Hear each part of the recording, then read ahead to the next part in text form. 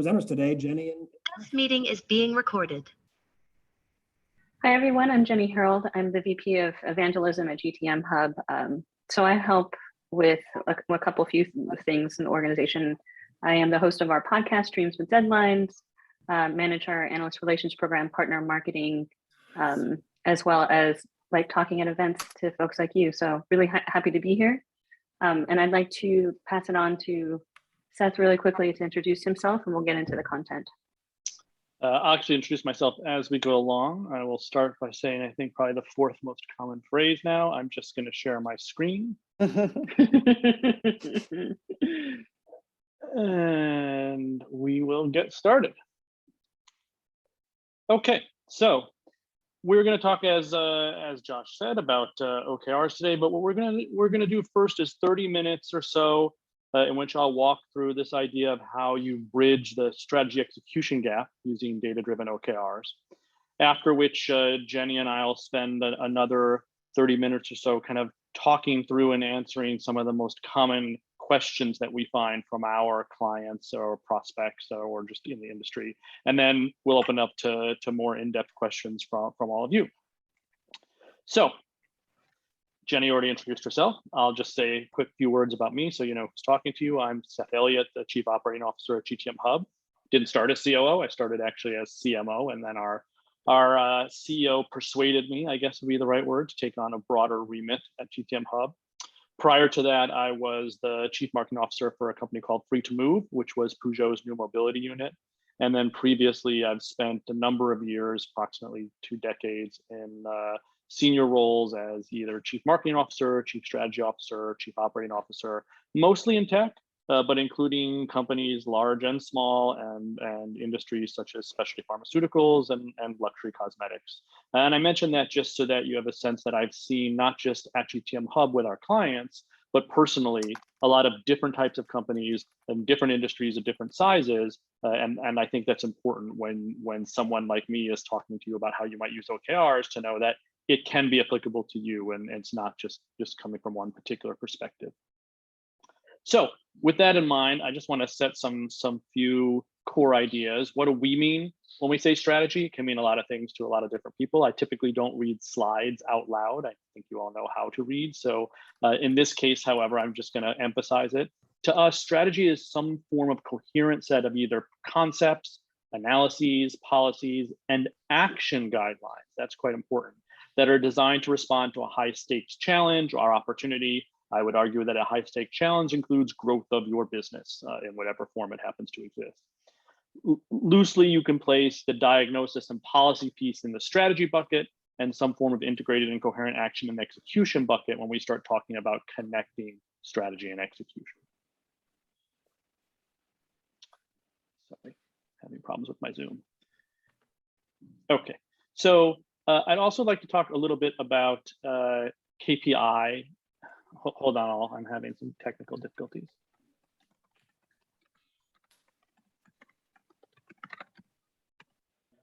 Okay. I'd like to talk a little bit about key performance indicators.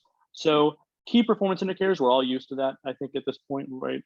KPIs are not OKRs. We'll talk about how that is different. But also KPIs specifically mean, if you recall, the metric itself. What is it that you are measuring? That's what a KPI actually consists of. And that's distinctive from the targets that we all deal with. And I set these ground rules out sometimes because I've found that when we have these discussions, if we don't do that, sometimes I say one thing and you think something slightly different. So a KPI is the metric itself. And a target, of course, is what you're aiming at to achieve in regards to that individual metric or KPI.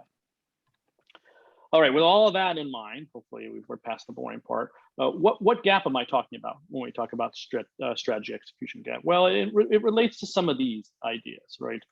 So we see that in more than 400 global CEOs, they found that executional excellence was the #1 challenge that they felt that they and their senior managers faced. At the same time, just over half of middle managers that were surveyed could name one of their company's top 5 priorities. So it's a little worse than it sounds, right? So not only is it just over half, it's just over half that could manage to get a 20% qualitative number. They could only get 1 out of 5 out of any 5. And only 9% of managers felt that they could rely on colleagues from other functions and units. And just half of them felt that they could rely on them most of the time. So I often raise this last point when we start to talk about alignment and cross-functionality. It's usually the case that you don't have an alignment problem in your business. You may have a cross-functional alignment problem, and that's what this type of gap is referencing. Just over 10% of surveyed managers believe that their company's strategic priorities can be achieved via the financial and human resources they have available to them. And less than a third of senior executives' direct reports understand the connections between the corporate priorities. And worse, that share plummets to just over 15% of frontline supervisors and team leads understand the connection between various corporate priorities. And then finally, something I think we've all experienced, lower performing teams spend more than 80% additional time just simply firefighting rather than dealing with strategic and execution level activities. So this is what we talk about when we're referencing the strategic gap between strategy and execution. How do you bridge that gap? I mean, there are a number of ways, of course, and what we're here to talk about today is how you can bridge the gap between strategy and execution and move the needle in the direction that you want using OKRs. And OKRs stands for objectives and key results. Before we talk about that, I just want to make one really quick comment.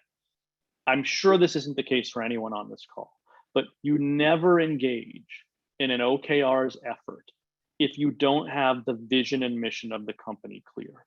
It's essentially doomed to failure. You can't solve a scenario in which there's a lack of mission or a lack of clarity surrounding that mission by implementing OKRs. So that's got to be in place first. That's not what we're here to talk about today, but it's kind of a prerequisite for moving forward.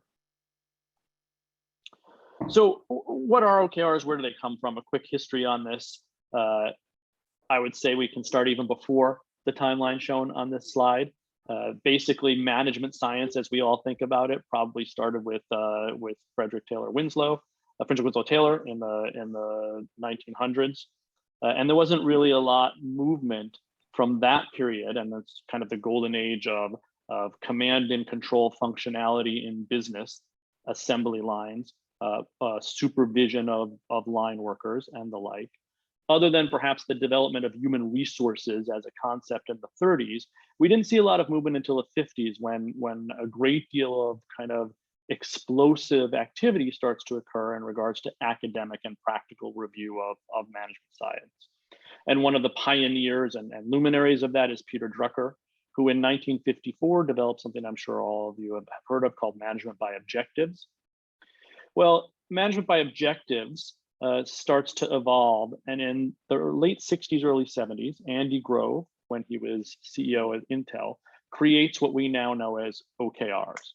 Now, interestingly, or at least interestingly to me, Andy Grove didn't call them OKRs until much later. Because they came off of MBOs, he called them IMBOs, which unsurprisingly stood for Intel MBOs, very, very creative of him. And it wasn't until 1981 when he publishes his book that he changes the name and calls them OKRs. But they were what we now think of as OKRs. They were an objective and a key result, which we'll talk about in a few moments in terms of how that looks. In the early 70s, John Doerr worked for Andy at Intel, and he later went on to work and then become the primary partner for a period of time at Kleiner Perkins, Caulfield & Byers, which is one of the premier venture funds in Silicon Valley. They funded a number of companies, not the least of which was Google. And Doerr adopts OKRs as a mechanism that he thinks can drive growth, and he proselytizes that to a number of his companies that were in the portfolio, including, I think, Zynga as an example, but most notably Google. And in 2000, Google begins to use OKRs as part of their mechanism for growth. It worked quite well for them. Many of you may be well aware of this. But at one point, I think I can't remember if it was Larry or Sergey, said that OKRs, they believe, were responsible for them growing 10 times, many times over. And so it became a little bit of a case study, and it started to kind of move OKRs more into, I wouldn't say yet the mainstream, but certainly throughout Silicon Valley and the tech world.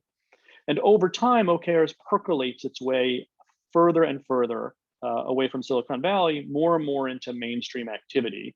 And it really explodes, I would say, in 2016, 2017, when Doerr writes a book called Measure What Matters. Many of you have probably read this. And so today, OKRs is being used on a global basis by companies large and small across every industry that I can think of. Literally, we see that on a regular basis, day after day. I would add that one of the probable reasons for the explosion of OKRs in terms of its usage, and I'll talk a little bit more about this later if we have some time, is the same growth of both the computing power, the smartphone, and its associated relevant components, and the kind of burst of what you might think of as the agile tools, the third-party tools, things like Atlassian's Jira and other Kanban tools, which started to really work their way through organizations to deliver on a regularized basis data in a fashion that was usable. And so that data, and therefore the third-party tools that probably all of you and your teams and other people's teams use in their particular domain, start to become really important in being able to utilize the OKRs methodology in a much more effective manner. And this kind of relates very much to Mark Andreessen's Wall Street Journal op-ed about a decade ago called Software is Eating the World. That process really kind of starts to accelerate the value of OKRs and its methodology. What are they? For those of you that maybe don't already have spent some time with this. So objectives are one component, key results are the other. Objectives should be qualitative and inspirational in nature. They should be narrative, ideally. They are time-bound, although all OKRs by virtue of their method, we'll talk about, are time-bound. And they should be actionable by whomever the owner of the objective is. They should not include any quantitative elements associated with the objective component of OKRs. So I'll go in the direction that's usually the opposite of what you might think. I want to talk about a few poorly structured objectives first. One, open 25 new locations, increase revenues on a certain amount month over month, raise a 20 million Series B financing. These are not well-structured objectives, even though for many of us, they resonate as perhaps properly structured goals, because none of these objectives are qualitative in nature. These are all quantitative in their fashions. And in actuality, as we'll shortly see, these would be much more relevant as the individual key results inside an OKRs environment. Powerful objectives would be these type of, even though they may seem vague, qualitative and ideally inspirational commentaries. Become omnipresent instead of, for example, open 25 new stores. Break growth records instead of increase revenues 15% month on month. Raise a round that leads to industry domination. Now, I've tried to show what the poorly written objectives would look like versus objectives that would fit the same need. And I do want to add, even though we didn't go crazy with our examples here intentionally, the more that you actually structure an objective in a storytelling and narrative fashion, the better off that you are, because you actually create a combination of two factors. One is the innate resonance that human beings have to narrative and storytelling, and also the ability in the future for other individuals or teams to effectively align their OKRs against your objective. And so the more qualitatively inspirational this is, and particularly the more narrative it is, the better off you are from an objective creation standpoint. And then you have to ask the question, and this is kind of how Andy Grove formulated this when he originally created OKRs. Now that I know my objective, how do I know whether or not we achieve it? And the answer to that is the key results. The key results tell you whether or not you've achieved your objective. So the key results, therefore, need to be measurable. They should include things like growth or engagement or revenue or performance or quality or responsiveness or any other type of specific adjective that comes to mind that is in fact quantitatively measurable by you. So once again, with that in mind, what are poor structures of key results? Penetrate the fintech industry, train customer service reps, generate $100,000 in new revenue. Well, why are these poorly structured? The first two hopefully are now obvious, right? The first two are poorly structured because they are not quantitative in nature. They are not measurable. In fact, penetrate the fintech industry or train customer service reps might be objectives. They might be poor objectives. They're not particularly inspirational or strong in nature, but they are qualitative. And so for a key result, as we've just heard, you need to have quantitative and measurable elements.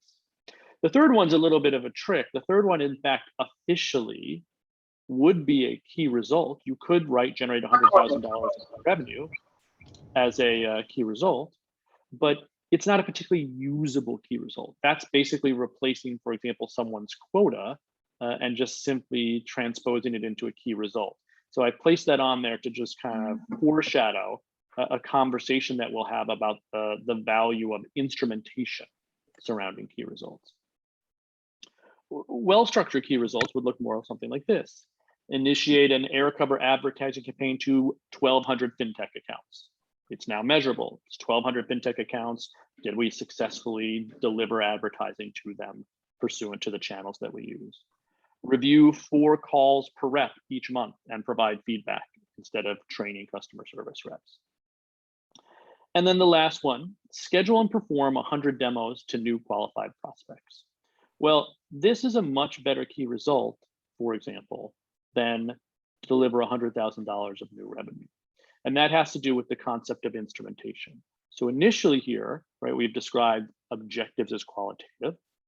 We've described key results as the quantitative elements that should be measurable. And if you were to achieve them, would therefore indicate that you've achieved your objective. There's a second and more advanced concept associated with this, and that's this idea of instrumentation. Whenever possible, what you want to be able to do on the key results is identify to a certain degree the elements necessary in order to achieve what your outcome is. So while the outcome in this example might be generate $100,000 new revenue, and it's certainly an acceptable key result to use from a formulation standpoint, the value of key results starts to come into play when you can say to yourself, well, in addition to using, for example, generate $100,000 of new revenue as a key result, or instead of it, one might be able to say, well, what are the high level actions that I need to take in order to do that? Oh, well, it turns out on average, if I were to hold 100 meetings and do demos for those people, history tells me that I would generate $100,000 of revenue.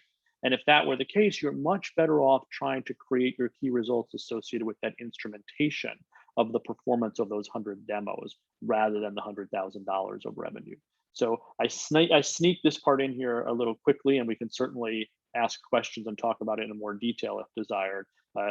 Again, it's more about the effectiveness of the key results that I'm talking about here rather than the formulation. And then we talk about the idea of cadencing in regards to the usage of OKRs. And cadencing, of course, is the time frame under which you engage with an OKRs regime. Most of the time, this is quarterly. Most companies use a quarterly cadence for their OKRs. They set their OKRs at the beginning of a quarter, designed to be achieved or attempt to be achieved within a quarter. And at the end of a quarter, they close that OKR session, they review their effectiveness, and then they open a new OKR session for the next quarter. Many times you'll find that companies do this both quarterly and annually. We at Gtmhub do that, for example. We have an annual top level set of OKRs, and then we cadence on a quarterly basis throughout the organization. And the reason why this becomes so important is, of course, first of all, every objective should be time bound in nature. But if you use a cadence and an OKR structure, it automatically becomes time bound by virtue of the fact that you have that cadencing. And why is quarterly the result that most OKRs deployments have kind of settled upon? Well, it has to do kind of with what you can get done. So if it's too long, and I think we've all probably experienced this with annual or 5-year plans, if it's too long, there becomes a diffusion of purpose and action and the ability to measure. So when your OKRs environment cadences beyond a quarter, maybe beyond 6 months, the ability to deliver value off of that starts to become compromised. As I say, you can run parallel OKRs cadences. So you could run an annual cadence as long as you were also running a quarterly cadence. But to run an annual or even a longer than annual cadence alone would probably see diffusion of effectiveness. On the other hand, if it's less than 90 days, the goals that you're trying to achieve, the outcomes you're hoping for, probably aren't bold enough and probably aren't going to be needle moving enough. You can think about it in a way of saying to yourself, well, how much can be accomplished that moves the business forward in any one particular week? And that kind of gives you a sense for why we cadence approximately at a quarter. That sometimes runs contrary to engineering organizations that work in, for example, 2-week sprints. But from a needle moving effect on the business as a whole, the data suggests that quarterly cadencing is the most effective. I'd also like to reference where some of the power of OKR starts to come into play. And what I mean by this is as you structure any sort of OKRs deployment, the idea of the law of small teams, so to speak, and the same concept that comes out of original lean manufacturing, that the team or the individuals that are closest to the challenge or problem are probably the best suited to determine the most effective way to overcome it, is really quite prevalent in the value that OKRs can deliver. Now, I don't want to give the wrong impression here. OKRs is in fact both a top-down, bottom-up, side-to-side methodology, if such a thing can exist. And what we mean here is the fact that if you have structured your top-level OKRs, the OKRs that the company itself cares about or the business unit itself cares about, in a manner in which your people can understand them, then the teams or the individuals, depending on how far you drive the OKRs process, are probably much better suited to creatively come up with the mechanisms by which they can move the needle in the direction that you want, than if you structure the OKRs in what's generally thought of as kind of a cascade fashion. And sometimes you see examples of cascade, and there's confusion about this. Inside of Measure What Matters, very often we hear people talking about their confusion about the idea of cascading OKRs. We talk instead about the cascading of OKRs, about the alignment of OKRs, about ensuring that your teams and people know what the top level goals are via your top level OKRs, and then ensuring that they have the ability to align to contribute to those, but still have the cognitive space to creatively determine how best to solve individual problems or challenges. Talk a little bit about first-time implementations. Our data suggests that about 70% of the time, OKR implementations fail when they're first implemented. And by fail, we mean that they don't deliver on the promise that was expected. There are a number of reasons for this. OKRs are, to a certain degree, a feeling surrounding change management. There's a shift in thinking when you deploy OKRs, in which you are endeavoring to ensure that your people as a whole kind of move their thought processes from the idea of outputs to the idea of outcomes, and that everyone is focused on those outcomes by virtue of the OKRs environment that we've just discussed. But one of the other really large reasons why OKRs implementations often fail is this set it and forget it problem.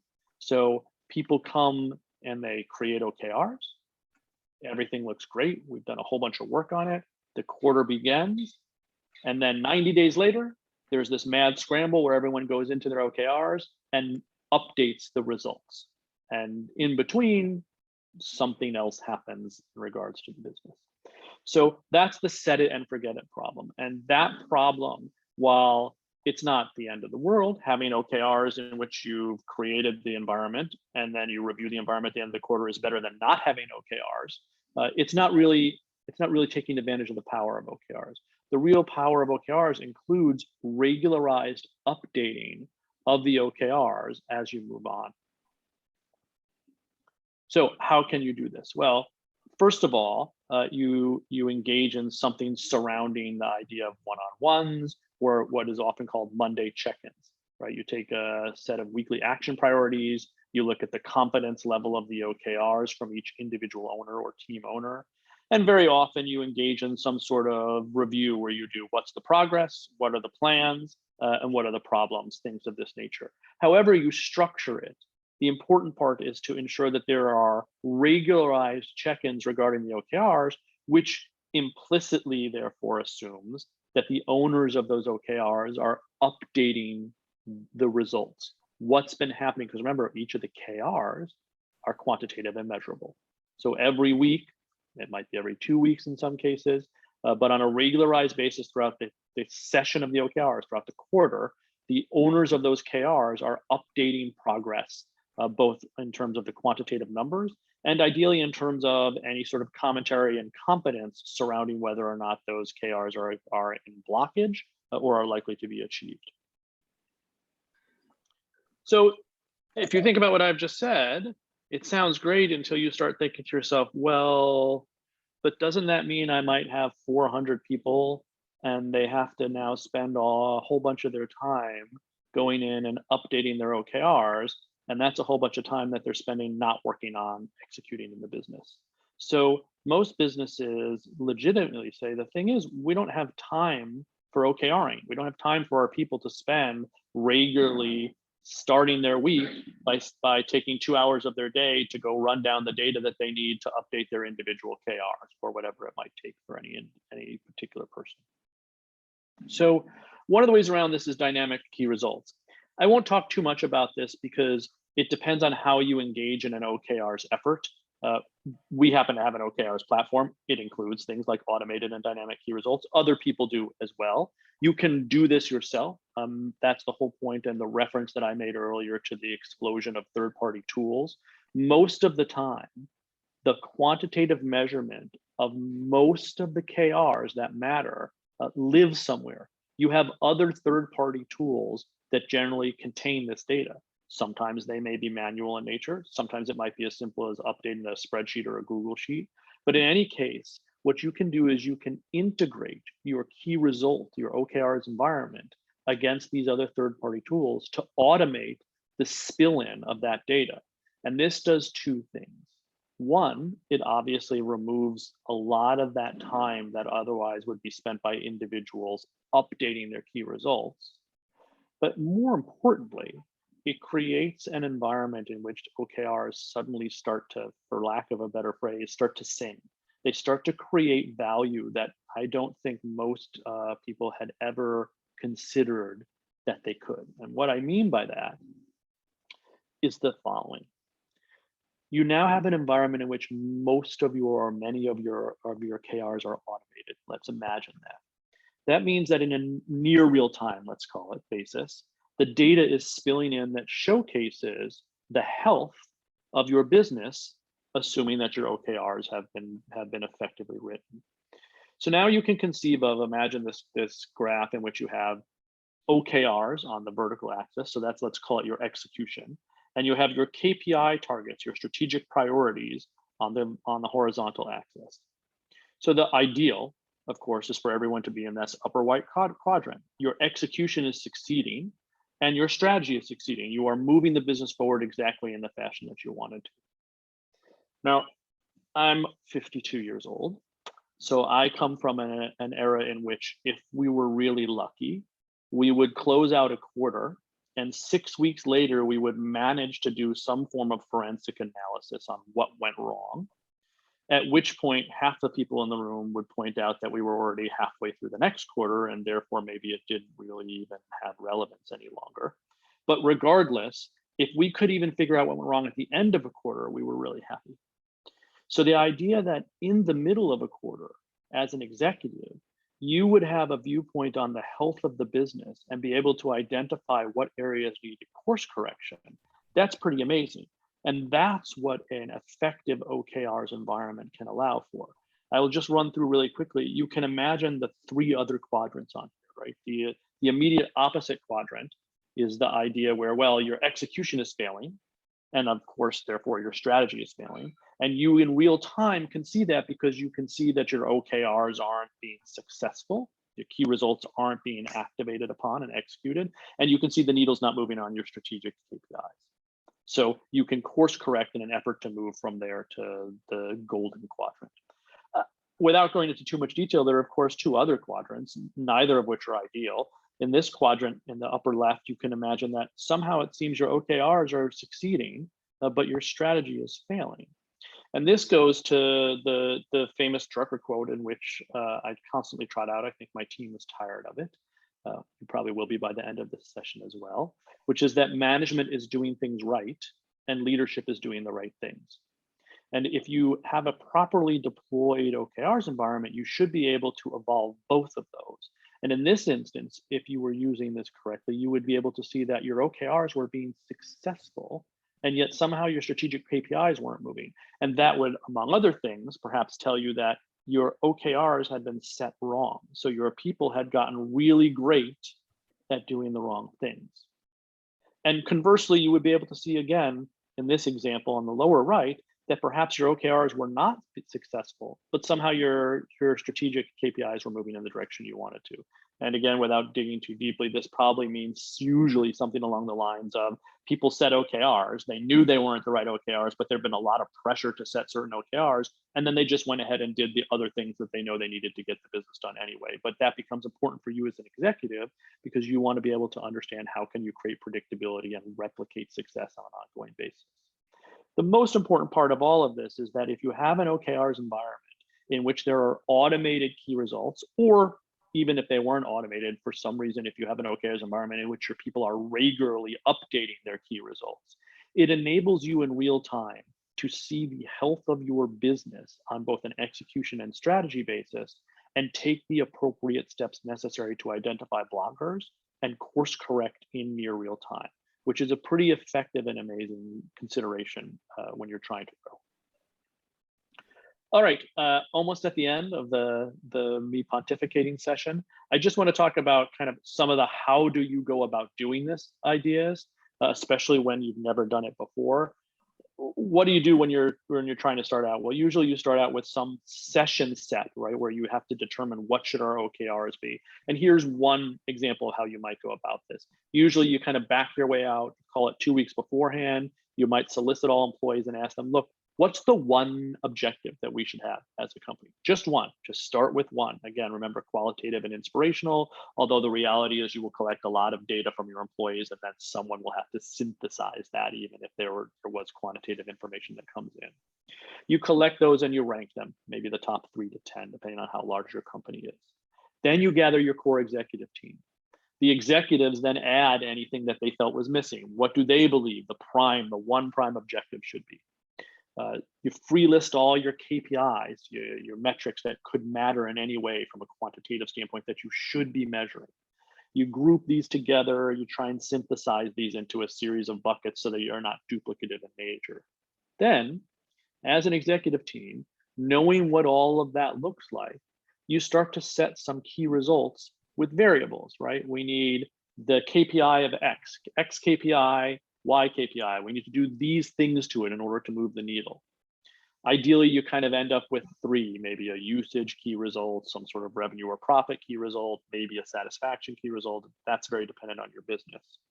And from there, you can determine targets for those key results. So this process, I know I run through this very quickly, but I want to give some idea of how you might start something of this nature. This process, if you're doing it on your own, is how you might get to the point where you come to what is the one, or maybe you can get to 2 or 3, company-wide OKR. What's the objective and key result that matters for the first quarterly session that you engage in, or perhaps for an annual session if you wanted to start that way. This is an interesting and iterative process to try and get there as an off the bat. Obviously, companies like ours and others, we spend time helping our customers through that, but there's no reason why you can't engage in this process entirely on your own. Conversely, you then have an end of session. The quarter ends. What do you do about this OKR activity that you've engaged in? Oh, and I should say, hopefully it was clear that after you finished that top level OKR, ideally you go out to your functional leads, your C-levels that were already in the room, and then there's functional leads and so on down the chain, and you ask people to engage in an OKRs environment setting process. You might start that only with C-level or C-level -1 the first time. You might push it down further to teams. It's entirely up to you how far you go in your initial attempt to roll it out. But nonetheless, you should always then evolve it further to the point where you get to at least every team eventually. And ideally, in some cases, every individual, we do individuals at Gtmhub, should set an OKR throughout the quarter, session by session. then you should do a quarterly review. Generally, again, 2 weeks prior to the cadence end, which coincidentally will now coincide with you having to do the new session setting. You take a look at it. You want to look at some sort of scoring. Ideally, you use confidence levels instead of by modalities. You want to see some sort of percentage achievement, which we can talk a little bit more about. I think there'll probably be a lot of questions about that. You synthesize these results and you communicate them in a narrative form to the company as a whole. One thing you don't want to do with OKRs is engage in an OKRs effort and let it drop, or engage in an OKRs effort and not tell the company as a whole what happened with the OKRs. That's part of the value proposition associated with OKRs.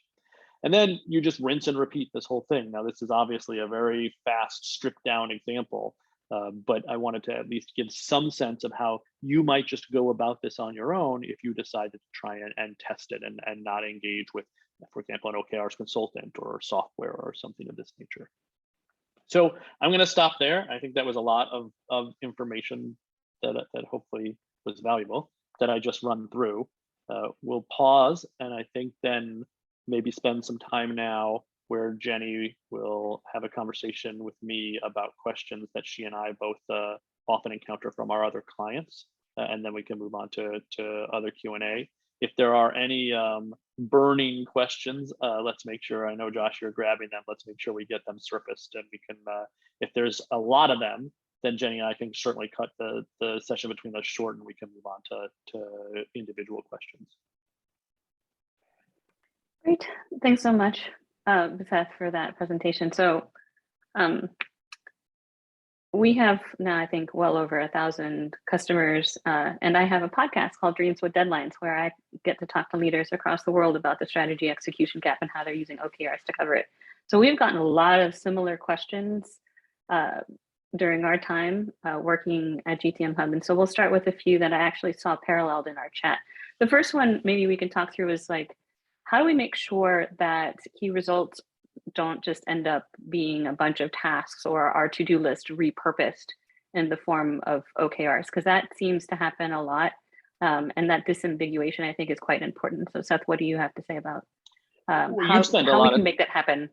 You spend a lot of time with a number of different people on Dreams with Deadlines. So I'm going to let you answer more of this than me. But I will say, sure, it's actually an incredibly important question because it's critical not to conflate tasks and key results.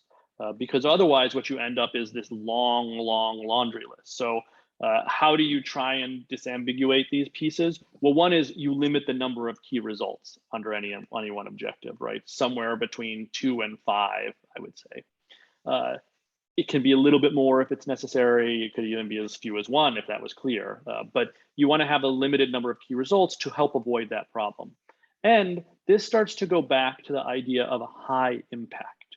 The key results should be the highest impact elements that are needed in order to achieve the objective that you've set forth. They should be instrumented to kind of that perfect balance point, which sounds nice. It's perhaps harder to do than it seems. And I guess, therefore, the corollary to that and the final piece that I would say is that there's a place for tasks. And depending on the particular department, especially, many individual functions use tasks quite extensively. Those tasks should live as a kind of a next level down from your key results. It may very well be that in order to achieve key result number 1, it's already clear to you that these 8 tasks need to be completed. That's fine. Then those should be kind of another set of pieces of information that is in, call it the description, or living in some other environment, depending on how you use your OKRs elements, that says, okay, here are 8 tasks that are a component of key result number 1. So those are kind of 3 quick pieces. But Jenny, let's hear back from you, because I think there's 3 or 4 podcasts in which this subject has come up quite extensively. Yeah, I think like a lot of the conversation around this is transitioning from the project to product conversation, really thinking about the outcomes to outputs to outcomes kind of mentality. So the first is like encouraging very thin slice delivery approaches when you're thinking about linking these to key results.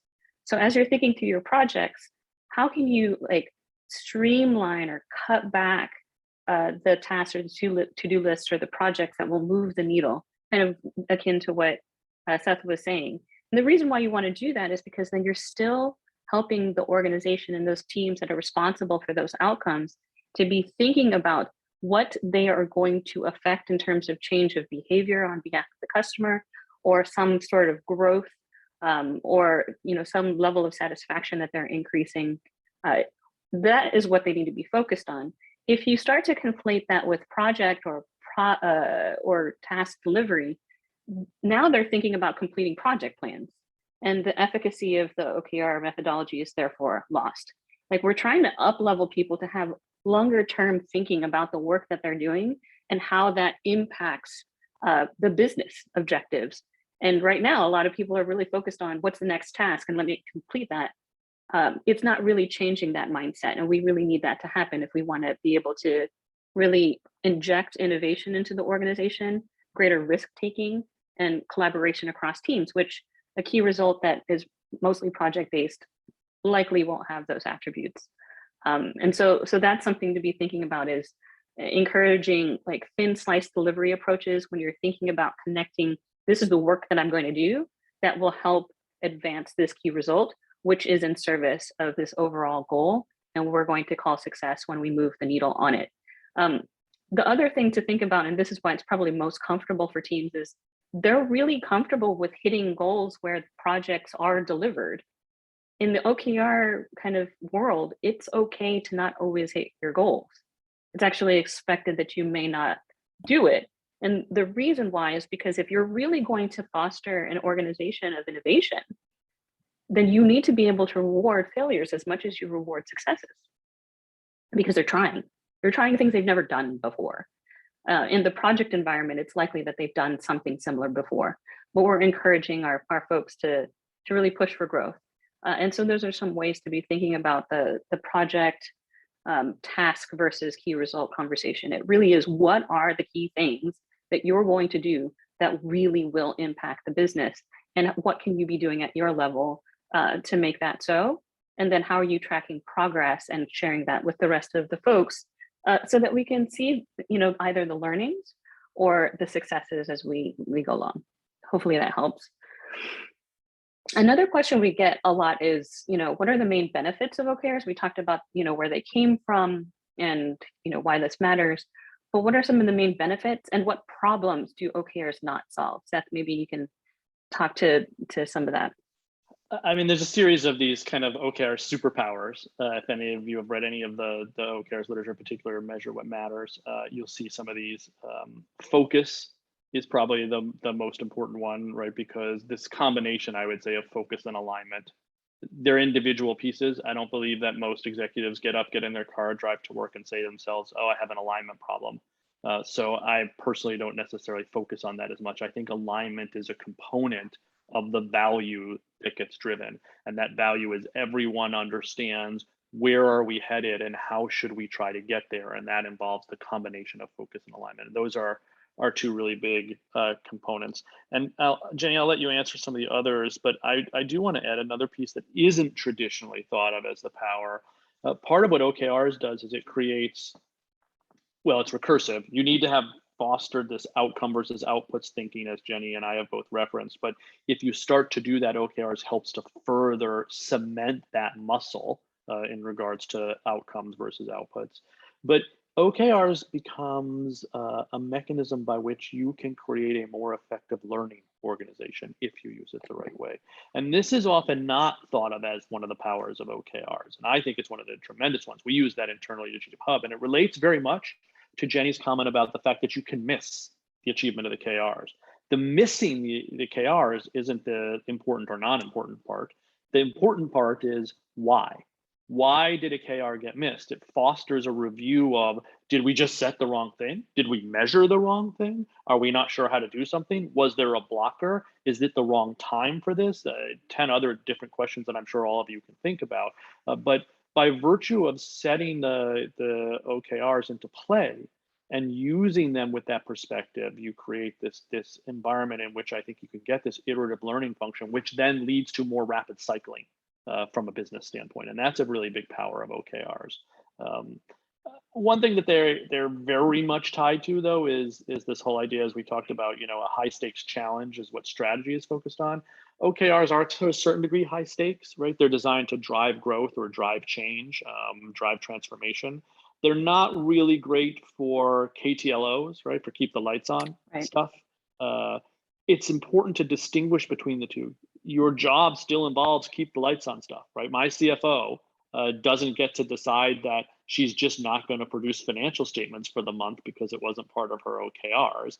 That's part of her core functionality. But her OKRs focus on what are, and we will beat this phrase to death, I know we already have, what are the needle moving elements that she could focus upon. And those are where the OKRs come into play. So the power of OKRs is to elevate the focus on change, transformation, growth, whichever phrase is most comfortable for you.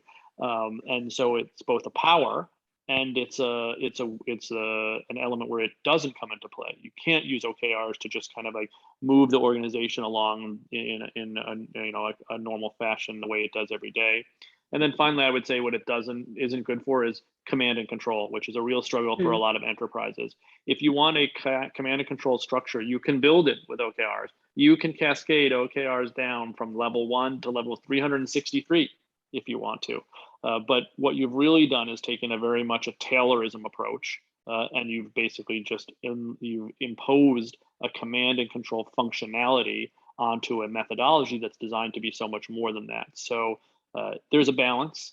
We could always talk in more detail about the difference between committed and moonshot OKRs, and we can talk about how best to structure that type of environment. But if you want a command and control system, OKRs don't work well for that, and they don't work well for keep the lights on activities. I don't know, Jenny, if you have more to add on that. Yeah, we had Christine Stone is the global head of technical program management over at Groupon, and she says in the podcast episode, second to last one that we just released, there are 3 things that she thinks that they also don't solve for, which is organizational indecision. That is not going to work. A lack of discipline, and since she's working predominantly with technical engineering teams, a lack of muscle around estimating. In her worldview, like all of these things either need to be managed separately, or you can create OKRs around them. That's something that we had talked about on the show. To Seth's comment about KTLOs, or sometimes you'll hear them as BAUs, business as usual. One caveat is if it should be business as usual or KTLO and it's not, you could consider using key results to get it there.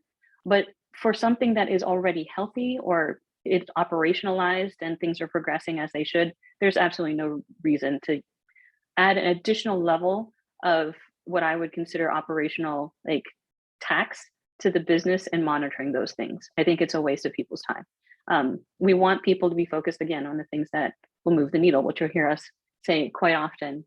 So someone else asked about let me just add one other quick thing on this before we finish. And of course, the other thing that OKRs can't do for you is what I referenced in the early part of the presentation. OKRs can't solve for your mission and vision. Your mission and vision need to be solved for first in order to then take OKRs and enable them as a leverage tool to advance your mission and vision. So one cannot come after the other. Right, agreed. So someone had asked the questioner about KPIs and OKRs, and often I think these concepts get conflated, and some people think that maybe OKRs are even an evolution of KPIs. But rather, I think they're complementary. And Seth, since you're a COO and you look at our KPIs, I mean, we have the SaaS panels metrics that everyone in our organization can see. Can you speak to how KPIs and OKRs are supposed to fit together?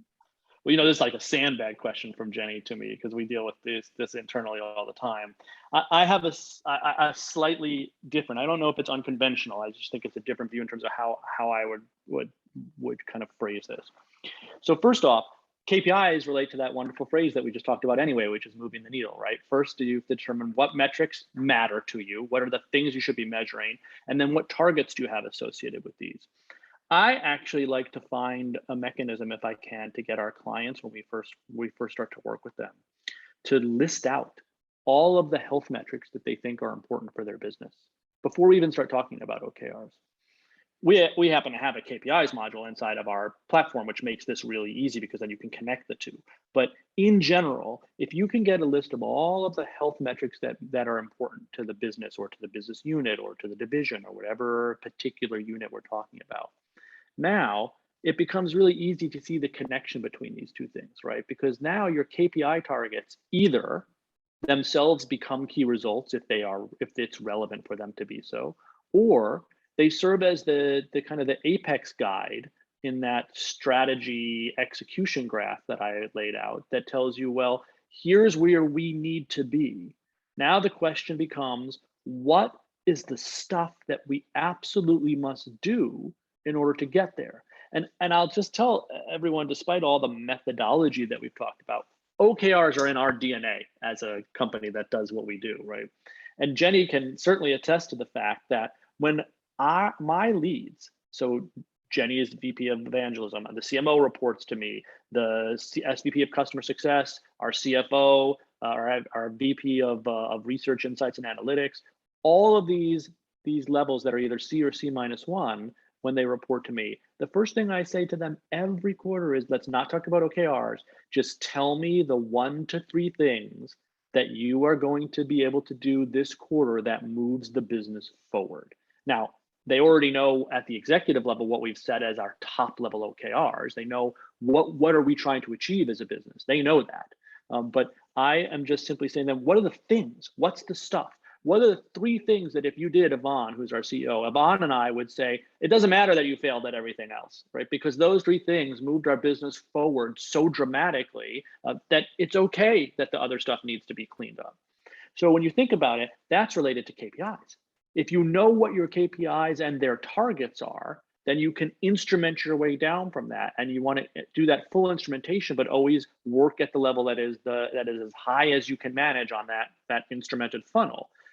Therefore, KPIs are directly related to OKRs. And I would argue that when you have an effective tool for this, whatever that tool is, you look at your KPI targets first. And then you look at your OKRs that you've created for the quarter and see what's happening with them. Because if your KPIs are moving to a certain degree, I'll tell you this, our CEO and I in our high level meetings, if every single one of our KPI targets was moving green, he'd end the meeting. He'd be like, well, we don't need to look at anything today. Let's talk again next week, kind of thing. So because what would it matter, so to speak? That just says that the OKRs environment that exists probably was done right and our people are executing on what they need to execute on. So that's how you connect the two of these. And I think it's quite important. They often get very confused, but they are distinct and yet so interrelated that the power of interweaving these in the right way becomes very valuable from understanding the health of your business and what to do about it. Yeah, we can share also like a webinar that we did with one of our customers where it was so amazing. The CEO came on and he said, I was so used to having what he called show up and throw up meetings with his execs, where people would literally show up and start talking about the status of everything. And he was like, it was such a complete waste of time. I was so frustrated that we were like, forget this. And he started really focusing on the KPIs, moving the needle, and then what are our blockers and where are our OKRs? And it just streamlined everything. And similarly to our kind of structure, if everything's green, he's like, we're good, keep going. I'll tell you, you know what I you mean, need it's to do. astonishing It's how amazing. It's astonishing how often we hear these stories from people that we work with, right? Even when things aren't green. I remember we have a very large telecom customer. And one of the senior execs there said to me after we'd been working with them for a while, well, you know, I was a little skeptical when we first started using Gtmhub. She said, but I have 8 direct reports. And previously that meant a one-on-one every week. And the average one-on-one was an hour, sometimes an hour and 15 minutes, but it was an hour for each of them. So that was 8 hours from them and 8 hours from me. So now it's literally averaging 15 minutes. So it's 15 minutes from them and 15 minutes from me. And she says that's an hour and a half of savings between each of my one-on-ones because I'm just using, happens to be our platform, but I'm using this health metric element to see what do we need to look at. And even when there's a problem, we can hone right in on it and start addressing what do we need to do about it. Yep. And that's kind of the power of OKRs. And it relates very much to the KPI element as well.